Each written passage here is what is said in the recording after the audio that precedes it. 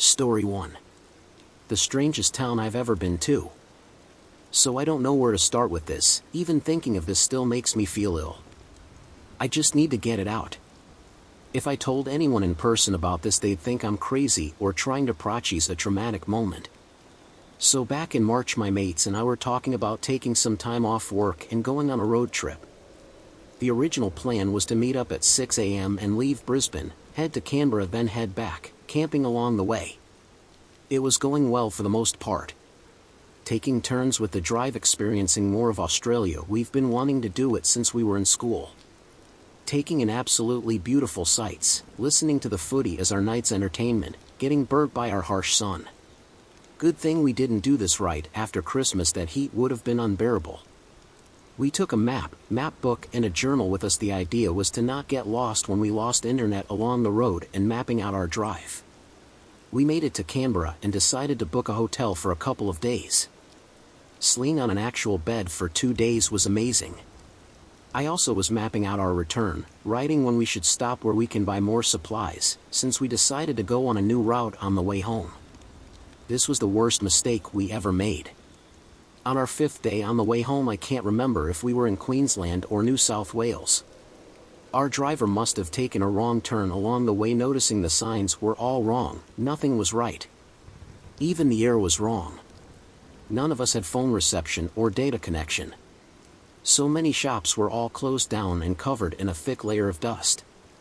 The windows had gone yellow, so much was dilapidated and run down.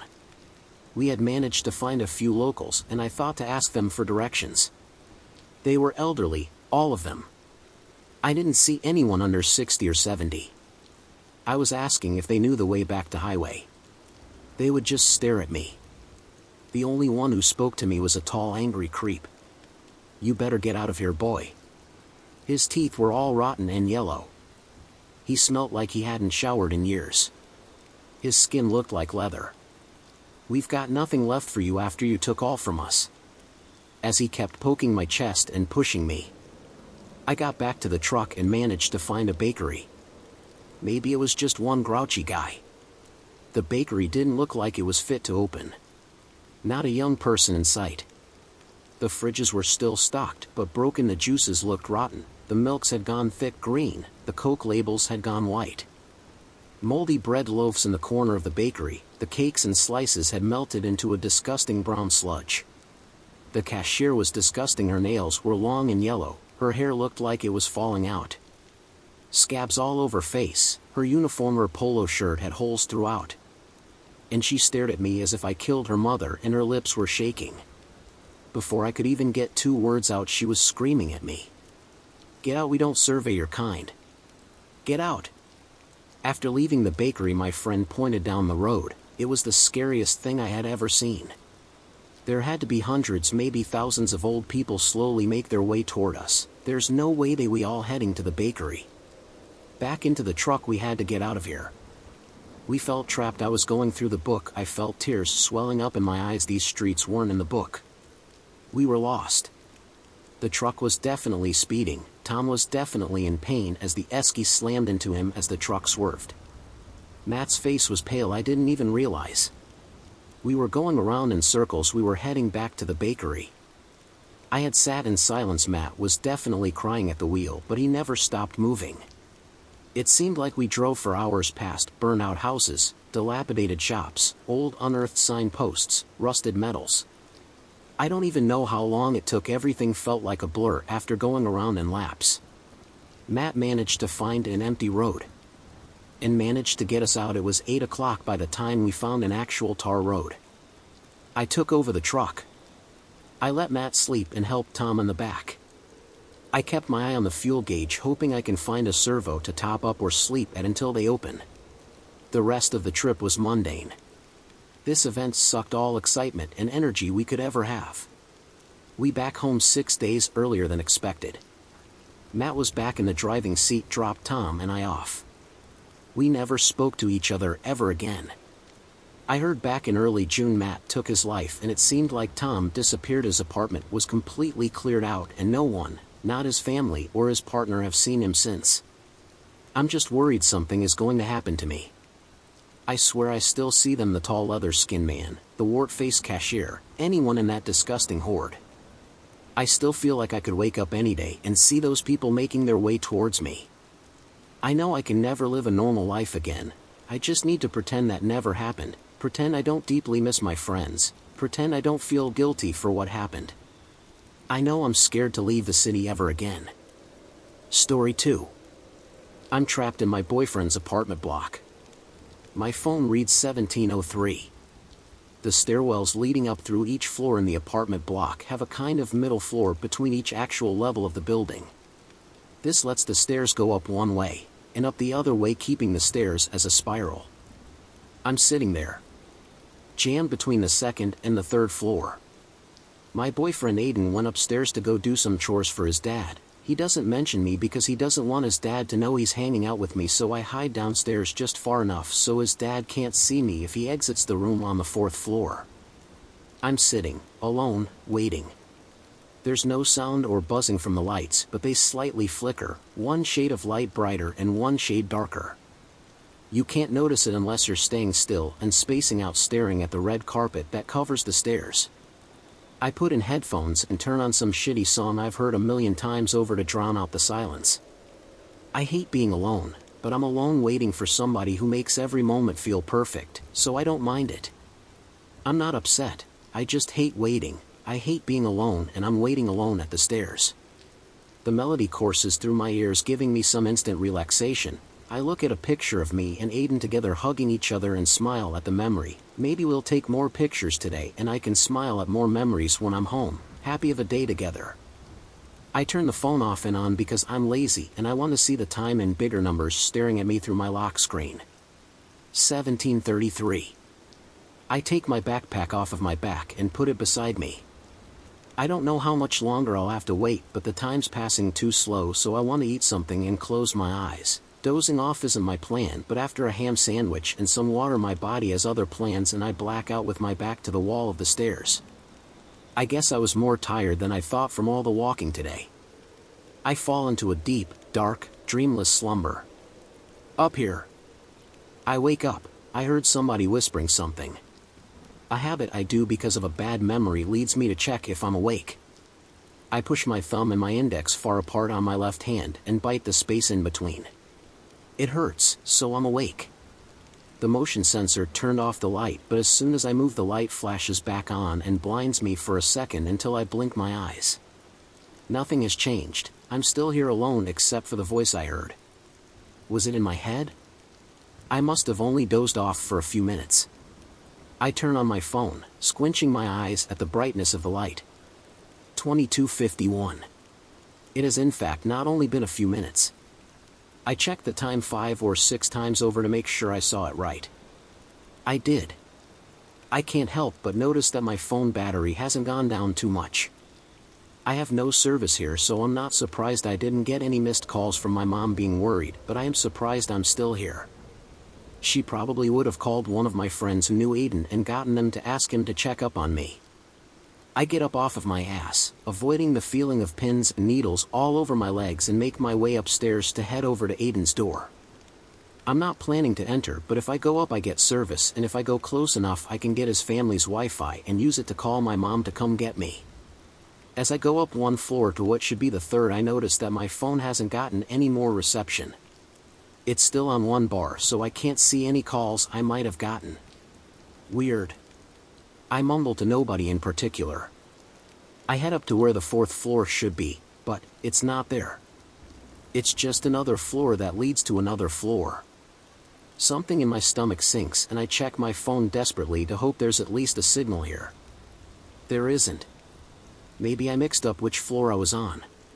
There's no numbers anywhere, so if I was between the 1st and 2nd floor, then the next floor would be the 4th floor.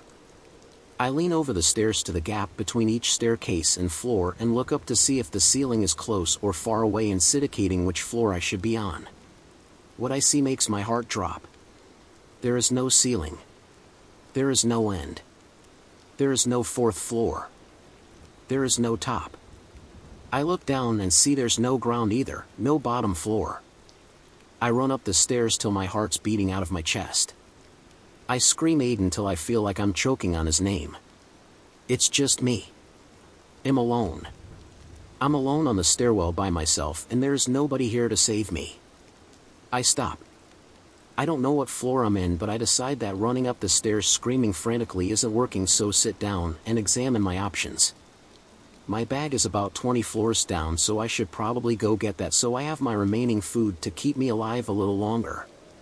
There's still the apartments themselves that I can check, there's the elevator, and then there's my phone. When I turn it on, I notice the time. 23:35. I press the phone symbol on the bottom left and dial 911. No signal. I unlock my phone and stare at the wallpaper for a moment, admiring the photo of Aiden smiling. I wish I kissed him one more time before he went upstairs. I swipe down and hold on the Wi-Fi button to check if there's any Wi-Fi connection. There's nothing. My battery is at 34% and going down, so I should preserve battery as much as I can. I try calling the elevator, but the button does nothing. I kick the elevator door in anger and move on to the door leading into the apartments on the floor. The way the block is built, each floor has a door on the left that leads into one apartment on the left and one apartment on the right. Other blocks have 2 doors on the right and 2 doors on the left, but not this one for whatever reason. The door leading into the apartments open, but neither of the apartments themselves open up. I knock and shout for help as much as my throat lets me, but I'm greeted back with silence. Nobody heeds my call for help, it's just silent oblivion reminding me that I am alone. I am alone. I turn my back to the door and I roll down against it. I break, I cry. I'm sad. I'm scared. I'm angry. I'm confused and I don't know what's happened. I cry and I cry till my body gives up and I feel myself dozing off. I blink and wipe my tears and check my phone. 2400 hours 02. Off course. My phone's on 28%. I cry more. I stand and punch the door as hard as I can. The wood doesn't break, but my skin does. My middle finger's knuckle is red and bleeding. My ring finger's knuckle is red and swollen, the others look only a slight bit red. I lean against the door and cry a little more while staring at my bleeding knuckles. I sit there for a long time. Until finally something changes. The motion sensor light goes off. I stand up and I go through the door into the stairwell. I've walked in and I've opened a door the motion sensor should have turned back on, but it didn't. I stand there in darkness covered in snot and tears as my knuckles bleed small red drips onto the matching carpet, becoming one with the floor. My stomach rumbles. I'm starving. There's food in my bag. I reach for my back, but my hand grasps at nothing. Shit. It's still down there. It's still around 20 floors down. I turn the flash on my phone on and make my way down the steps. I'm not running, so it takes a lot longer to get down than how it took to get up. I have no clear indicator as to if I'm on the same floor, so I'm hoping I'll just find my backpack and maybe try going down instead of up. When I'm 5 floors down, I suddenly hear something that makes me stop. Up here. It's the same fucking voice that woke me up when I dozed off. Maybe it's the thing that took me. Hello? I shout while looking up. Nobody responds. I peer my head over the railing and look up and see nothing. I use my phone and flash upwards. As soon as I do, I notice a pair of oily, long, black fingers pull away from the bar of the stairwell. It's only 1 floor above me. I pull away and quietly walk down the stairs as fast as I can without making a noise. I am scared, but I made too much noise and it pulled away, so it knows where I am. I need to get away without it knowing where I am, and I need to get to my backpack, and then I can hide behind one of the doors till the lights turn back on. If they will ever turn back on. I'm 15 floors lower than I was 5 minutes ago. I should be close to my bag. As I turn the corner again to head down the steps, I see my bag. I see my bag and I see the figure looking through it. Long, inky, veiny limbs on all fours holding up a thin, wiry frame. Its entire head is jammed into my bag and it seems to be eating the contents of everything. My clothes, my water bottle, my food. As I shine my light over it and freeze in horror, it reacts to the light. pulling away into darkness and taking its head out. It doesn't have a face. It's just a spiral of teeth. Staring into its face, I don't see an end to the teeth. It's just spiraling indefinitely deeper than its head biology should allow. It screeches at me and runs downwards frantically on all floors, using the wall and the floor like a spider running as fast as it can. I scream and stand still. My food is gone. That thing is below me. Something else is above me. I don't know what to do. I'm hiding in the door on that very floor. I don't know what else has happened since, but the lights have turned on and off multiple times. I've seen shadows and eyes peering in at me when the lights were off, but I'm not going to move even when they're on. There's nowhere to run to.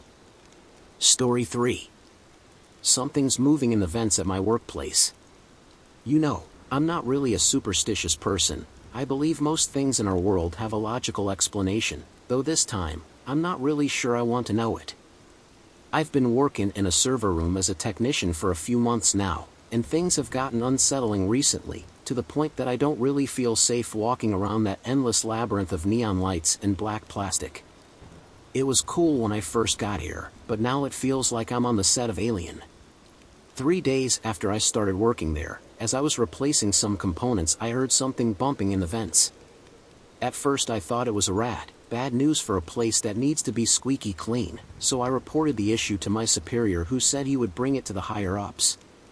Of course, the suits, in their overwhelming presumption, undermined the situation, so we had to deal with this constant thumping over our heads. There seemed to be only one though, so nobody got particularly worried about it, and over time we kind of got used to it. A senior coworker even named the thing Gerald, so every time we heard a quick rattling over our heads, as a joke we all started greeting the little guy. It was funny for a while, until we started suspecting that Gerald was no rat. When we came into work one day, we noticed some big scratch marks that tore the vents slightly open, as if somebody cut the metal with a knife. Rats chew on stuff, but their teeth aren't fucking katanas. Once again we reported our findings to our superiors. This time, however, they decided to call a rat catcher. How can a rat do that to a metal ventilation shaft? It's as if their brains just processed what we said in our previous complaint, while ignoring the current one.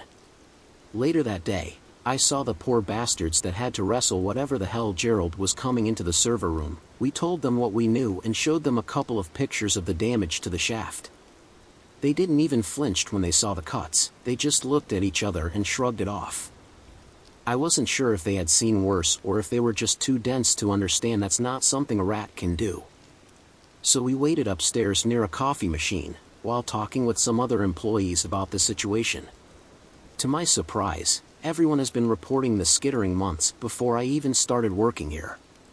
Though since the server room is the only area of the building with exposed ventilation, it's the only place where some serious damage was visible. Something didn't add up.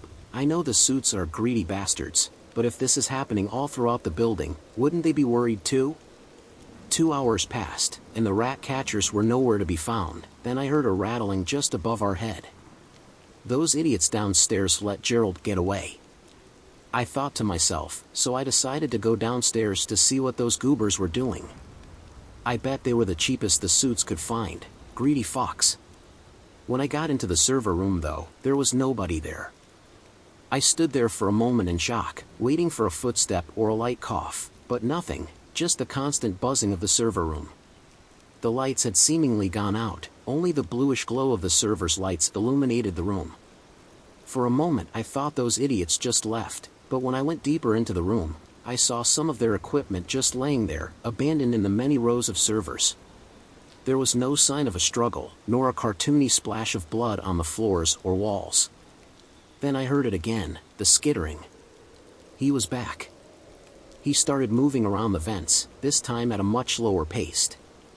I couldn't understand where he was. The sound of him crawling echoed through the vents like a war drum. Then I heard a loud thud, coming from a few rows on my left, as if a heavy weight fell on the floor. A low guttural chattering filled the room. I didn't move. I stood still, frozen in fear, my lips shut, my fists clenched. The chattering then stopped.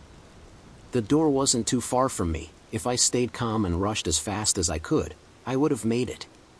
But right when I was slowly positioning myself towards the door, the chattering began, this time louder and more high-pitched, accompanied by the wet sound of countless limbs slamming against the floor. He knew where I was. He was coming for me. Without hesitation I rushed towards the door, even when I could feel his putrid rotten breath on the back of my neck. I slammed the door shut as Gerald pushed harder and harder with his body. Then, without reason, he gave up.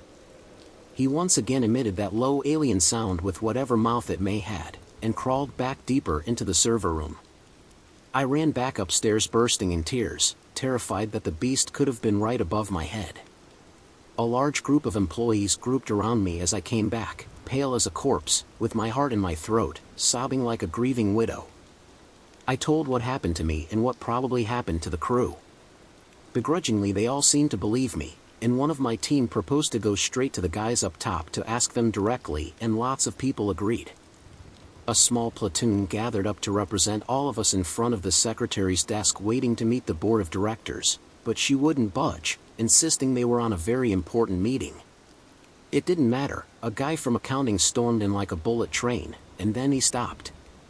"A very important meeting, he shouted, showing us the inside of the meeting room. It was empty, not just devoid of people but of furniture too. The room was just a dud. We urged the secretary to tell us what was going on, but she seemed clueless. She never even saw the suits. She was just meant to keep people out and report complaints via email. We heard rattling above us once again. We decided to leave, immediately. The whole building has gone on strike now, but the board isn't responding. Legally I can't say their name because of some defamation bullshit, but as they are a global corporation I feel obligated to say this to you. If you hear something moving through the vents at your workplace, quit." Story 4. The morning. Christ, Jed, what the hell is that? I stood looking at the wall of Jed's barn, at his newest attraction. Something straight out of one of those sci-fi or horror mags was nailed to the old wood. "Don't rightly know," Jed replied. I had to admit, the hoax this year was impressive. Last year it was a giant's bones he had dug up on his property.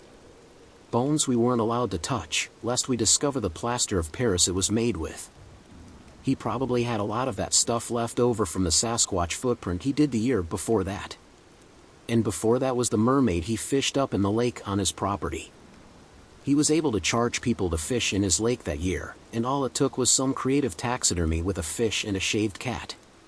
But the thing this year, it looked almost beyond his capabilities. All the years of making hoaxes had done their work, and developed his craft excellently. The thing looked as if it had leapt out of a Hollywood movie. Jed could probably sell his property and work in some effects shop somewhere if he really wanted to with this kind of work. $1 if you want to hear the story. Jed's rocking chair creaked forward as he leaned in and slid a large glass jar forward. Coins littered the bottom, and a layer of crunched-up bills laid on top of them. I sighed and reached for my pocket. Hell, he deserved it this time. It was an impressive dummy. I took out a rubber-banded roll of cash and pulled $1 out, dropping it in Jed's jar with one hand while returning the roll to my pocket with the other. "Thank ye kindly," Jed said, a smile on his face. "Only $1? You charged people 10 to fish at the lake those years back. And it was 5 to look at them bones last year." Well, he looked around side to side. "Between you and me, Jack, ain't no secret that those were less than true." "Ain't no secret at all," I smiled. "Shut it," he said sharply. "Point is, I put in less work this year round. Didn't have to make no big monster dummy. All I had to do was kill the fucker." He smiled and leaned back in his chair, creaking as it went. I scoffed. "You trying to tell me Mr. Halloween City up there is real? Like that mermaid and pixie you had before? No, damn it, I'm telling you it's real this year." Annoyance flashed across his face, his brow furrowing. I don't know what he expected after years of hoaxes, but belief shouldn't have been it. "Listen, you paid your $1, you want to hear the damn story or not?" "Sure, Jed, sure," I said. "Why not? I came here to be entertained after all." Jed's yearly pranks were well known in town, and everyone always stopped by if only to see what he cooked up. He actually had the news show up the year he had the Jared Pixies. The town actually had tourists that summer. To this day, some businesses in town still sell merchandise with pixies on them, cookies shaped like the things, t-shirts, keychains. Say what you will about Jed and his hoaxes, it's worked out for the town before. Alright, he relaxed a bit. The chair creaked. Was last Thursday. Was driving my truck back from Mackey's late at night. Talking Howard Road, you know, the one that goes near them trails? With that canopy of trees that blocks the sky? I know the road, Jed. I've been here a long time. The part of the road he was describing was well known to me. There was a nice trail entrance nearby where people could walk and enjoy the woods. Right off that trail was an open area the Boy Scouts camped at yearly around Earth Day. The river was also a popular spot for kids to sift for shark teeth. Not just the kids, it seemed. I squinted at the thing on the wall. Looked like Jed had gone there recently, too. The thing had a human-like face, though gray and misshapen. What caught my eye was the mouth. It hung open, stretching longer than a human's jaw should. The corners of the mouth were ripped open, long slashes going to the middle of the cheeks which allowed the jaw to drop unnaturally low. And inside the mouth lay those teeth, the same as the shark teeth that could be found in the river. Jed must have made a trip. I was driving on the road, he continued, when I heard a thump dash. He slapped an open hand on the table hard for effect. Coming from above me. Something had landed on my truck's roof. With all the damn trees on that road, I had assumed that a branch had hit me or something. Wasn't the first time. I kept driving home. I don't know if that was a mistake or not. I thought I'd check the damage once I was home. It was late and I was tired, and the last thing I wanted to do was stop. Plus, there wasn't exactly a lot of light out. Would be pretty hard to check the roof of my car out there. I'd do it in the comfort of my own garage. It was only once I pulled in that I realized something was wrong. I drove up my driveway, used my clicker to open the garage door, and pulled in. I turned to get something out of the back seat. Something was off. I couldn't place it, but something just didn't feel right. Was I forgetting something? Leftovers from Mackey's were in the passenger seat. Still had my wallet in the cup holder. Now just what the hell was road dash dot? Jed stopped mid-story and leaned in closer. The roof of my car was pierced. 2 land holes in it, one slightly behind the driver's seat, back into the left, and one slightly back into the right of the passenger's seat. The thing that made the holes was still there, and it wasn't no branch. Long claws. He nodded up at the thing on the wall. It had remarkably long arms, with legs only half the size. At the end of each arm was a 3-digit hand with long nails, or, more accurately, claws, stretching out. Jed pinched his thumb, index, and middle finger together and held it up to me. It had its fingers together like this and pierced my car roof with them, he said. Must have dropped down from the trees and hooked itself onto my car. Was riding with me for miles. Lord knows what it wanted to do to me. I hadn't moved for a while. I was terrified. The car roof began to creak under the thing's impatience. I had one shot. The door to my house was right next to me, about 10 feet from the car. One lucky swipe from the thing on my car roof was all it needed to get me. I'd need a distraction. Then I remembered my clicker, my garage door opener. I held it in one hand while I wrapped my other against the door handle. I pressed the button. The whole car shook as the thing turned to the now closing door. In that second, I pushed the car door open as fast as I could and ran to the house door. I could feel the thing turn back to me, feel its eyes staring daggers into my back. I heard it shuffle, pry its talons loose from my car. I could hear the metal creaking under it as it prepared to pounce. Slam. Jed whacked the table again. I threw my door shut and a second later it slammed against it. Took all my strength to keep it shut. I locked it and stayed leaning on it for a while. The slams against the door got weaker. Tired itself out, I think. Was able to grab a chair and stick it under the knob. So you locked the thing in your garage, I said. Great. Then how'd you get around to killing it? I don't see any bullet holes in it, no wounds or no dash. I stopped mid-sentence, realizing something. Jed grinned. Figured it out? You never turned your car off. Nope. And that worked? Seems to have. Monster or not, it's a living creature, same as us. Same kind of things should kill it. Just had to let the exhaust choke him out. I grabbed my shotgun just in case and left my house through the front door. Didn't get a lick of sleep that night. Just stood outside, watching the closed garage door, aiming my gun at it. Just in case, Jed trailed off. That it?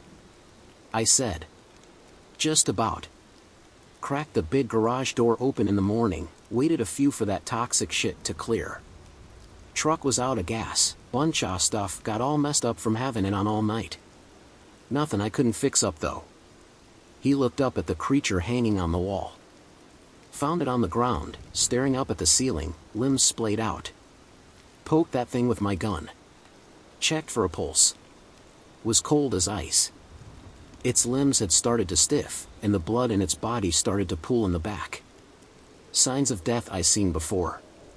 And then you just nailed it to your barn wall for people to gawk at? I asked. No calling the police, nothing? I sure as shit did, replied Jed. Figured I'd show it off. Figured I'd make a little money off it. Let the word spread. It'll be like that pixie stuff from years back, you'll see. Only this time, it's real. When the news shows up, they'll bring their scientists and study it. Tourists will show. Should be a good little bit of business for our small town, all thanks to OL Jed. He smiled. I shook my head and stood up. Well, it's a fun story, I'll give you that, but I don't know if your dummy here is gonna fool any scientists. Jed scoffed. And I'm not sure how many tourists something so monstrous looking would bring in. Ah, hell with you. Jed swatted a hand at the air. It's popular enough already. Past 2 nights I had teenagers try to steal it. Or just get a closer look or something, I don't know. Them messin' with the barn door wakes me up sometimes, the rattling of the chains I use to lock it up. They stop when they hear me open the window though to yell at 'em. I chuckled at him. Well Jed, you have fun with your monster. I'm heading to Mackey's for food. Might suggest they add a monster burger to the menu, for all the tourists will get from that ugly thing. Underscore underscore underscore underscore underscore. You here again tonight? I asked Jim, the bartender at Mackey's. Yeah, said Jim. Don't you know, I have the EFD shift. What's that? The every fucking day shift. I chuckled. Just get me a turkey club and whatever wheat you have on tap. Sure thing, Jack. I'll put the food in now. I glanced around the bar. Full as always, despite its dinginess. The indoor smoking areas and the late operating hours were probably 2 large reasons it remained so popular among the working men. Jim came back with my beer, placing it on a tiny coaster napkin. So, he began, resting a hand on the bar counter. You go by Jed's yet? See this year's creature? Yeah, Jim, I did. Real freaky shit this year. How long you think it took him to make it? No idea. Impressive craftsmanship, I'll give him that, though. Jim looked at me, a grin forming on his face. You think it's gonna go big? Like with the pixie shit? Could never sell my last 5 or so t-shirts from that boom. I shrugged. I don't know, man, the mermaid, the pixie, hell, even the Sasquatch. Those were all safer. More marketable. I struggled to find the word. They ain't as freaky as that thing on the wall. That was nasty looking. Too nasty looking. I don't know if it'll have the same appeal as a Mothman or something. Might need to wait a while longer for something to bring in that tourist boom. It was freaky. Too freaky. I didn't like to admit it, but after seeing that thing and hearing Jed's story, I knew it was fake. I knew it was all bullshit, just a small-town prank meant for fun like the countless before it. But the details in that creature, the smaller details in the story. I told him to bury it. A voice a few seats down interrupted. I looked over. Sitting a few seats to my left was Father Cunningham, the local pastor. "Pardon, Father?" I replied. "I told Jed to bury that thing. Or burn it. Or hell, just leave it out for its kin to collect. Might not be one of God's creatures, but it was a living creature and deserves some respect and death, at least." "Father Cunningham, you believe that yarn Jed was spinning?" Jim had interrupted. He slid the plate with my food on it in front of me. "I mean, excuse my language," he continued, "but that was all just bullshit, wasn't it? Like all the other stuff he had before. I mean, come on. Monsters in our woods?" The father shook his head. "I know what I saw. I was one of the first to see the dead thing. It wasn't made by him, it was a living creature. I know it." Jim shook his head, and turned, moving on to conversations with other customers. Father Cunningham switched to me. "I told him to bury it," he said. "No good comes from keeping that around and treating it like some attraction. He thinks there's just one? Most likely to be more. Something had to birth it. Imagine how upset you'd be if someone killed your kid, Jack.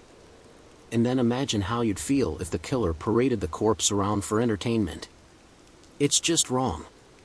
I was taken aback by this outburst from the father. "You really do believe Jed's story?"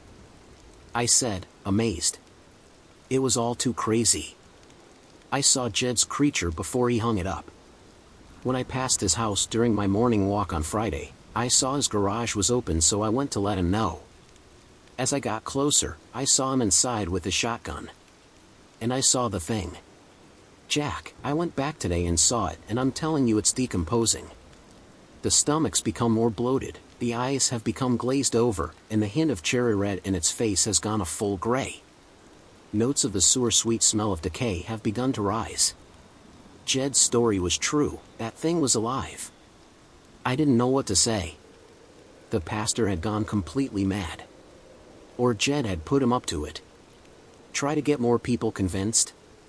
It was far to go for a hoax, even for Jed. I muttered something about getting back to my food and turned to eat. I found myself, however, taking a different route home that night, one that avoided Howard's Road. It would still take me past Jed's place. ____. Something was wrong. I saw from the road that Jed's barn door was wide open. As I got close, I noticed it was smashed in. Large, splintered chunks of wood were splayed out from the center of the left door, and the right was missing the upper hinge. The lights were on in Jed's house, and his front door was wide open. I continued on into the barn, standing inside of it for the second time that night. And I stared at the empty wall. Jed had disappeared. Like he turned into smoke. Police weren't able to find anything that night, only other thing missing was Jed's shotgun. Nothing else was out of the ordinary. Leading theory that night was that a group of burglars had broken into the barn and taken Jed's creature. They had also kidnapped Jed, perhaps using his own gun. No blood was found at the scene, so he had to have been taken somewhere. He was found a couple days later. It was Boy Scouts out by the camping area near Howard's Road who had found him. In a clearing was a disturbed patch of dirt in the middle of the grass, about 3 feet by 6 feet. Jed's shotgun was shoved vertically into the disturbed dirt, and at the fulcrum lay a pile of gore. Unidentifiable meat that had been cooking in the sun for the past 2 days, putrefying. Impaled on the top of the shotgun was Jed's head, tilting at an angle. The jaw was hang-swung open, his bloating, slug-like tongue lolled out. The eyes were glazed over, and the flesh on him was beginning to naturally slough off. No scavengers had touched his flesh, only natural decomposition. The whole town had heard of it. Hell, half of us went to see it. Police closed off the area. Fenced it off. Hasn't been officially open in months. But there are those of us in town that still go. They leave that gate unlocked, it's for keeping out-of-towners out, mostly. We keep it open and we take our weekly pilgrimage to pay our respects. They never cleaned Jed up, they knew better than to do that. The area wasn't cleaned up for the same reason we went to see it every week, because we knew that the things in the woods were watching us. We didn't pay respects to Jed, we paid our respects to whatever was buried in the grave Jed now acted as a headstone for. And we prayed it would be enough.